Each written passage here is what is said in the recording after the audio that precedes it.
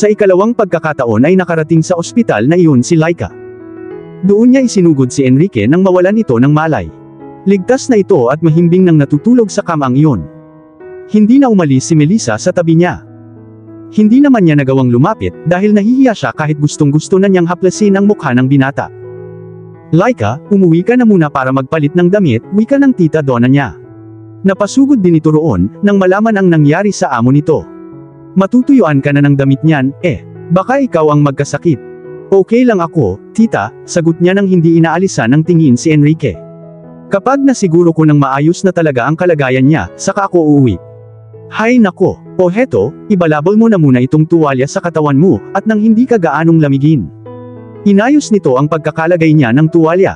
Ikaw naman kasing bata ka, napakatigas ng ulo mo. Kapag nagkasakit ka, kukurutin kita sa singit. Ikaw ang bahala, tita. Abat sumagot pa talaga.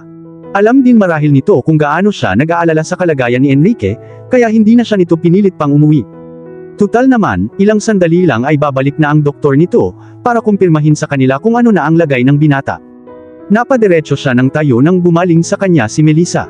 Magpalit ka na ng damit. Lalamigin ka kung patutuyuin mo yan sa katawan mo. Baka magkasakit ka pa. Okay lang ako, salamat. Sinilip uli niya si Enrique. He's fine. Nawalan lang siya ng malay dahil sa stress, at kinukulang lang daw lagi kasi siya ng tulog. Siya ba ang dahilan ng hindi nito pagkakatulog ng maayos? Melissa, humihingi uli ako ng paumanhin sa iyo. I'm sorry about what happened. Walang emosyon ang ekspresyon nito. Sa totoo lang, galit ako sa iyo. Nakuha mo ang puso ni Enrique sa loob lang ng napakaikling panahon. Samantalang ilang taon kaming magkasama. Ayokong ibigay siya sa iyo dahil mahal na mahal ko siya. Pero kung talagang ayaw na niyang bumalik sa akin, hindi ko na siya pipilitin. Melissa, I saw and heard everything that happened on that parking lot. And I was really hurt. Bumuntong hininga ito. Nang iwan mo kami sa loob ng restaurant, sinundan ka niya. Sinubukan ko siyang pigilan pero nakita ko sa mga mata niya na talagang wala na ako sa puso niya. May amnesia siya, Melissa. Kung hihintayin mo lang na gumaling siya ng tuluyan, babalik din sa normal ang lahat. I know. Paano kung hindi na? Ang puso, kapag natutong magmahal ay hindi nakakalimot. Kung talagang ako pa ang nasa puso ni Enrique, kahit paano dapat ay mararamdaman niya ang pagmamahal niyang yun sa akin. Umiling ito ng marahan, ni hindi niya ako makilala. Pinagmamasdan niya ang babae, at hindi niya maiwasang maramdaman ang nararamdaman nito. Pareho lang naman kasi sila nito, nagmamahal at nasasaktan dahil sa isang lalaking hindi nila mahagilap ang pagkatao. Sinabi kong hindi ko siya isusuko sa iyo, patuloy nito. Masakit pero kailangan kong tanggapin na may iba nang nagmamay-ari kay Enrique. Hindi ko siya pwedeng pilitin na ako lang ang mahalin niya, kung ikaw naman ang nasa puso niya. Marunong akong lumaban, Laika. Pero marunong din akong tumanggap ng pagkatalo. Nilingon nito ang nahihimbing pa ring binata, bago siya muling binalingan. Take care of him, and love him for us. Sa sobrang bilis ng mga pangyayari ay hindi na siya nakasagot pa. Inihatid na lang niya ito ng tingin. Habang palabas ito ng silid. Melissa, kahit siya ay napalingon sa pinanggalingan ng boses na iyon. Si Enrique, gising na ito, pero nabitin ang kanyang tuwa, nang muling marinig ang boses nito. Melissa, tumabi siya habang mabilis na tumakbo si Melissa sa kanya, at sa mga bisig ng lalaking mahal niya. Enrique, I'm so glad you're okay.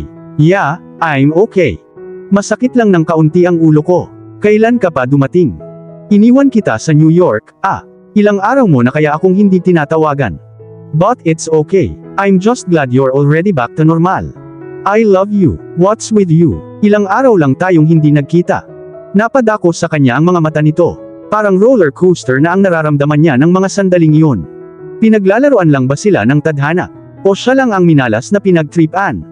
Dahil sa totoo lang, hindi na niya nagugustuhan ang biro na iyon. Wala na ang bakas ng kahit anong emosyon sa gwapong mukhang iyon ni Enrique, habang pinagmamasdan siya nito. Naluluha ang mga mata niya, pero ngumiti pa rin siya. Still, wala pa ring rekognisyon sa mga mata nito.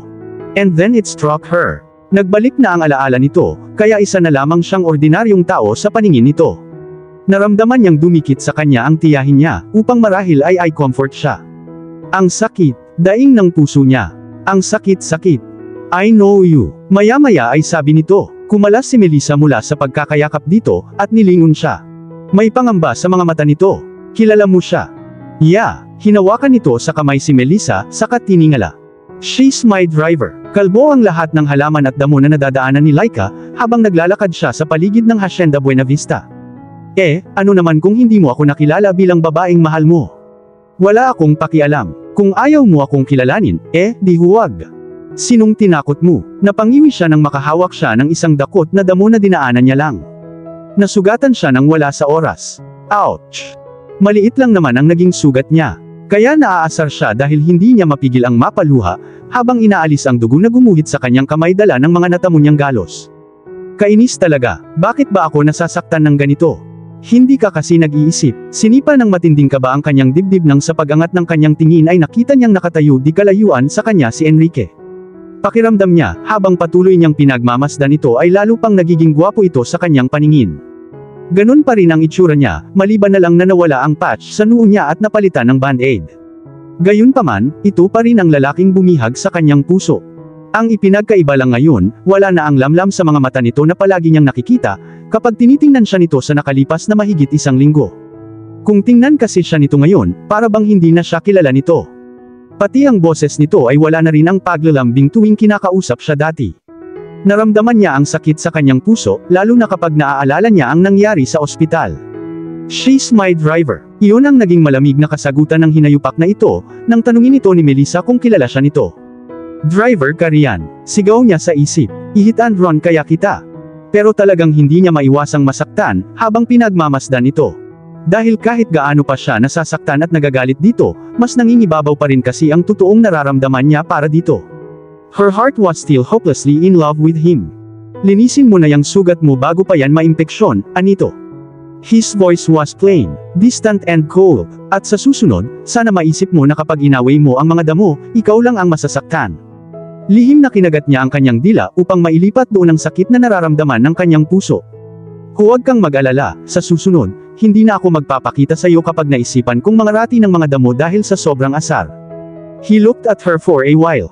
"I have a feeling that you don't like me. May nagawa ba akong mali sa iyo? Kung meron man, wala akong balak na sabihin yun sa iyo." Gayunpaman, hindi pa rin niya maiwasang mag-alala rito. "Yang sugat mo na lang ang intindihin mo. Baka maging cancer yan kapag hindi mo inasikaso." "Cancer? Are you crazy?" "Yes. Dahil mahal na mahal pa rin kitang kulugo ka. Take care of your wound." "I already have." "Ikaw ang dapat na nag-iingat sa sugat mo. Baka ikaw ang magka-cancer." Gustong-gusto na niyang kagatin ito sa tainga. How could he still stand there and make jokes when her heart was hurting so much? "Matagal na akong may sakit," sambit na lang niya. "Kaya yung cancer na yan, wala na yan. Sisiw. You shouldn't disregard small cuts like you have." Nagkibit-balikat lang siya, wala na siyang lakas para makipagtalo pa rito. Kailangan na niyang makaalis sa harap nito, kung ayaw niyang magka-cancer sa puso, kung mayroon mang ganoong sakit. Ngunit nang lagpasan niya ito ay humarang ito sa kanyang daraanan. Napaurong siya, ngunit pinigilan siya nito sa braso. "Alagaan mo ang sarili mo," sabi nito nang may kung anong kunin sa bulsa sa likod ng pantalon nito. Isang wallet iyon. May kinuha ito mula roon nang hindi siya pinapakawalan. Ilang sandali pa ay nakita na niya kung ano ang kinuha nito sa wallet nito. Isang band-aid. Several moments later, he was gently putting it on her wounded hand. "I don't know what you're trying to do, Anito. Pero habang nandito ka sa lupain na pagmamayari ko, kailangan mong alagaan ang sarili mo. I don't want anyone getting hurt while inside my domain.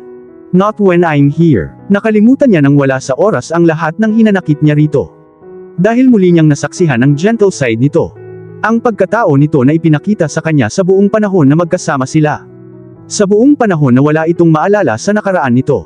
Sayang at hindi siya kasama sa mga importanteng tao sa buhay nito, na naalala nito ngayong nagbalik na ang alaala nito. Nagangat ito ng tingin, at ilang sandali rin siyang pinagmasdan nito nang hawak pa rin ang kanyang kamay. For a moment there, she thought she saw another emotion in his eyes. Lumundag ang puso niya. Nakilala na ba uli siya nito? "What's your name again?" Nalaglag ang puso niya. Nakakaiyak na talaga ito. Binawi niya ang kanyang braso rito. "My name is Rain." Panggagaya niya sa isang commercial ng shampoo sa telebisyon. Asar na kasi talaga siya, hindi lang sa kanyang sarili, kundi pati na rin dito. "Excuse me, padaan lang po. May pupuntahan pa kasi ako." She walked past him. "Laika, right?" Nilingon niya ito. "Your name's Laika. Paano mo?" "Ay." Napakunot noo ito. "I don't know." Sa ikalawang pagkakataon ay nalaglag uli ang puso niya. May palagay siyang hinding-hindi na siya maaalala pa nito. Na minsan ay minahal siya nito, sa kabila ng pagkawalan ng memorya nito. Senyorito Enrique, may naghihintay ho sa inyo na bisita sa sala, wika ng isa sa mga katulong. Attorney Belmonte raw ho. Okay, I'll be there. Binalingan uli siya ni Enrique. May pagtataka pa rin sa gwapong mukha nito. Pero wala na rin naman itong sinabi pa nang maglakad na ito palayo. Subalit nakakailang hakbang pa lang ito nang bumalik uli ito sa harap niya, at inabot ang kanyang kamay. Pagkatapos ay inilagay nito sa kamay niya ang 2 piraso ng band-aid, na gaya ng inilapat nito sa kanyang sugat. Gamitin mo yan kapag nasugatan ka. Pero sana huwag mo na uling pag-iinitan ang mga damo para hindi ka nasusugatan. Pinagmasdan na lang niya ang band-aid sa kamay niya, nang mawala ito sa paningin niya. Hindi kasi niya maiwasang isipin na nag-aalala ito sa kanya, kaya nito sinabi iyon sa kanya. At kaya rin siya binigyan ng band-aid. Ang sweet talaga ng amo naming yun, ano? Laika, sabi ng katulong, binigyan ka pa talagang mag-aalaga sa sugat mo kahit wala siya. Noong bumalik ang alaala niya, halatang nagbago ang ugali niya. Pero mukhang sayo lang siya hindi nagbago. Sweet pa rin kasi siya sayo, Laika. Ang swerte mo naman. Umusbong ang panibagong pag-asa sa kanyang puso. Hindi kaya naaalala pa rin niya ito kahit na tila nakalimutan na niya ang lahat ng nangyari sa kanya noong may amnesia pa siya. Kasabihan na maaaring makalimot ang isip sa lahat ng naranasan nito, pero hindi ang puso. Lalo na ang isang pusong nagmamahal. Naaalala ako ni Enrique, sambit niya. Posible nga kaya na mangyari iyon. Nasa kabilang pagbabalik ng alaala nito at pagkalimot sa lahat ng nangyari habang may amnesia pa ito, may isang impormasyong hindi nawala rito. Subalit mabilis na tumanggi ang isip niya. Masyado na siyang nasaktan ng dahil dito. Kaya ang mabuti pa, hayaan na lang niyang manatiling nakatago sa puso nito ang alaala niya. Naibalik na ang dating buhay nito. Wala nang dahilan para ungkatin pa ang mga bagay na makakapagpagulo lang dito. She looked at the band-aid in her hand. She bit her lower lip to stop herself from crying. Tapos na siyang umiyak. Kailangan na rin niyang harapin ang buhay niya. Time was moving, so she had to move on, too. Enrique already did. Oh, Laika, hindi ba't kay Senyorito Glenn itong wallet? Nakita kong hawak niya ito kanina. Kay Enrique ito, sige. Nawala siguro sa isip nito ang wallet nang ibigay sa kanya ang band-aid kanina. Ikaw na lang ang magbalik nito sa kanya, Laika. May ipinapakuha pa kasi si Manang Donna Kinakadjo. Bago pa siya makapagprotesta ay naibigay na nito sa kanya ang wallet. Naroon lang siguro sina Senyorito sa sala. Kung wala, nandoon sila sa study room sigurado. Ikaw na ang bahala riyan, ha? Salamat. At dito na po, nagtatapos ang part 8 ng ating kwento. Sabay-sabay po nating abangan ang susunod na kabanata. Maraming salamat po. God bless and stay safe.